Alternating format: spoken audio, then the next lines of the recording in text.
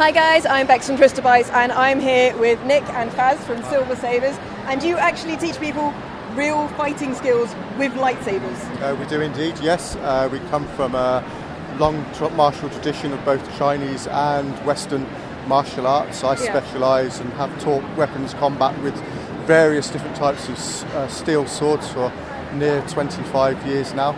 And Faz teaches Tai Chi and Eastern-based martial arts. Okay, so you can teach people how to really use the Force and decapitate people with lightsabers. Yeah, we not only kill, we heal as well. So that's useful, I guess. That avoids as many lawsuits. Well, we go through a lot of sellotape as well. Yeah, you know. But yeah, so between the two of us, we embody a pretty complete system of combat, which in terms of health and fitness.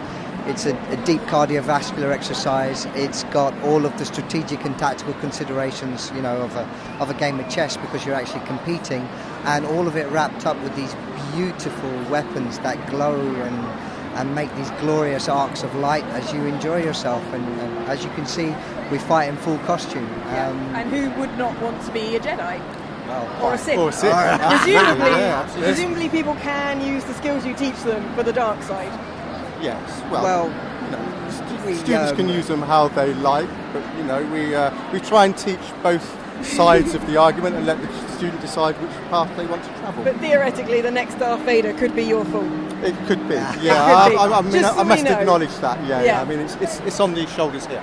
And it's all based on real fighting techniques, and you go through step by step of how people can learn to use the sabers. Absolutely. I mean, it's a very structured system of combat. That we teach at Silver Sabres, and you can expect to go through different ways to move, different ways to cut, to parry, to bind, tactical applications of all these techniques in combat, all with the lightsabers. I mean, one of the advantages that we've found with using a lightsaber over traditional steel, for example, is the fact that it's a lot safer, and it enables us to be able to teach children as well as adults. And with the children's syllabus, we're able to integrate elements of mindfulness and meditation as well, which is really important to Jedi training. Yeah, that's right. I mean, we try and encapsulate as much of that as we can within the martial system that Silver Sabres teaches. Yeah, and do you do competitions and competitive fighting? We have a very particular blend ourselves. I mean, there are three aspects to the syllabus. The first, obviously, is competition. And the thing about competition is you're playing for points. And it's normally judged on the touch, so that would count as a point. that you have to do it with a Force grip. Yeah, exactly. So we're not really actually interested in that, because I mean, if you look at the traditions that we've inherited, the actual techniques and the syllabus is there to teach you how to actually deploy a weapon correctly, and the lineage is derived from battlefield technology. It's not sports in the same way. So if we take competition and say we're going to ignore that kind of for the time being because we're not interested in just playing for the touch, we're interested in delivering full blows, but they have to be controlled. So this is the mindful element. Understand what you're doing and deliver in combat a performance that an audience can relate to. So it has to be beautiful so that the crowd is entertained. At the same time, it has to be genuine so the lineage is preserved. And at times we'll go and meet other friends and cousins and stuff and engage in their competition as well.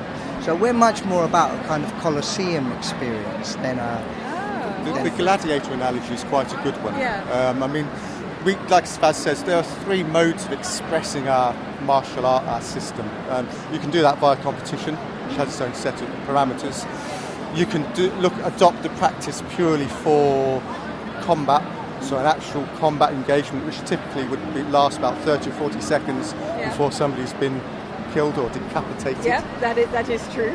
Or the third aspect of it is a blend of that combat aspect and the performance aspect, which is what we're looking to master and achieve at the moment with our fight performances, for example.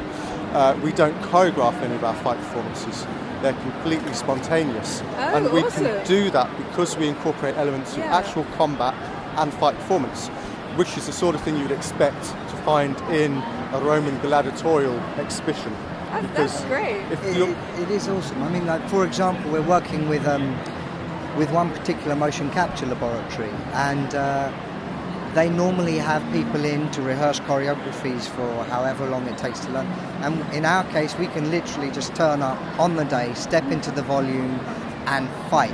And it looks as expressive as the choreography, and yet it has that sinister edge. Exactly. Yeah, so you feel like a little edgier. Yeah, you don't actually quite know what's going to happen next, which is going to give a more genuine reaction. It changes the timing of the fight.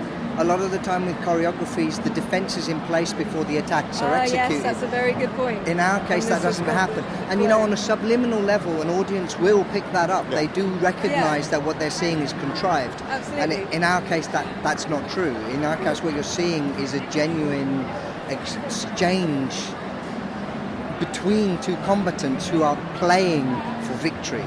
Yeah. At the same time, the training allows us to trust each other to make it large enough so that people can actually see what's going on. Can relate to it and see it as a visual medium. The truth of combat is it's ugly. Combat is over in a few seconds, a few heartbeats. One punch and the first person to make a mistake dies. That's it. So we kind of give each other enough grace, but at the same time press each other to keep it real. It's an alchemy. It's a beautiful blend. We've flipped the bias. We've taken combat from being a fighter-centric thing about those 2 or 3 or 4 people doing what they do for them, and making the audience centric. So the audience are higher up the level of priority than the fighters are. Those fighters must entertain that audience. If they don't, then they haven't seen what they Are you do. not Then the audience will come for them. Exactly, It'll be a completely different kind of Thumbs decapitation. True gladiatorial style. That's it. Old So school. obviously we're here at MCM, and you've been giving lessons to loads of people who have seemed just so excited. I think this is a very good venue to find a lot of people who want to play with lightsabers, but you also do classes in London and in other cities as well? Yes, we have Silver Sabres classes that currently run in North London at Finsbury Park. They're on a Sunday. We have classes that run at Hendon on a Monday evening, and that's held at the Leon Paul Fencing Centre, the Olympic Fencing Centre in that's Hendon. Quite appropriate. They are some of our sponsors. They've very graciously lent us some space to be able to conduct our lessons in. And I teach in Milton Keynes on a Thursday evening, and we're looking to expand into Northampton and the Rugby area in the next few months. So if people are interested in Silver Sabres coming and teaching them lightsaber lessons, then maybe they can get in touch with you if there's enough of them. That's right. Get one started up near them. We have a full instructor program. We have a so you coaching. can train to be a Jedi master teaching other Jedis. So Nick and myself, really, we're master trainers. So our focus is on getting people up to speed. So if they wanted to, they could go and start their own branches. Wow, that's amazing. And you know that program has been ratified by British Fencing and the British Council for Chinese Martial Arts. And you know, we're sponsored by Leon Paul and also by JQ Sabres, who make all of the kit. They actually. Of course, that's why you've got such beautiful sabres. That's right. That's top right. quality saber makers. On that note, would you care to hold a sabre instead of a mic for a moment? I probably couldn't really say no to that. I will graciously hold the mic if that's. You're going to show me how to defend myself? There's a button. I will let you push the button yourself. Don't hold the blade. Don't hold the blade. Ooh, burn.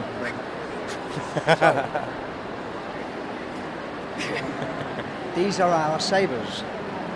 Yes. And they are stunning. Yeah, these have been around for a while. These particular sabres have evolved over a few years now, and we've worked very closely with JQ Sabres to develop hilts that are explicitly designed for martial artists. Yeah, the weight is very different than the ones you kind of have at home and you have on your mantelpiece. The weighting is completely different. This feels correct for balance for holding a bladed weapon. Yeah, and you can see we have double-ended weapons as well as the standard classic orthodox two-handed sword. Oh, enjoy it. Come on. Let's have a pose. Come on. There you go. Can I get in on this posing? I feel like typical dark side fashion. Now, what I'd like you to do is I'd like you to place your blade towards his throat, I shall do the same from the other side. There we go. That is awesome. Alright. So, I mean, if you want to join us for an actual class at some point, Yes, I would love to. let's just hold that down, turn it off. Just for safety purposes, you got course, to yeah. got to make sure you turn your lightsabers off people. Yes. It's like the iron; you can't just go out and leave it on. Don't leave it on, no, you burn around the house. It's just not going to go well. Do you guys have a website where people can look you up? It's www.silver-sabres.com, and as you can see on the board behind us, we spell sabres the original way because these are sabres. These are martial arts weapons that's I hadn't cut. noticed that. Yes. Yes. So it's an actual saber with an LED mounted in it. So it's an LED saber. Silver-sabres.com. Well, thank you very much. And on that note, I think I'm going to steal this and run away. You'll have to run quite fast. Top and cut. There's the cut. Okay, bring it down. Here. Over the top and cut. Now this side. This side. And over the top and cut. Now here. Come here, my young apprentice. Let me show you. I will leave this to the experts. Oh, you can. Is this the right colour for you? Fierce. I think give it the red one. I am normally dark side, I have to say.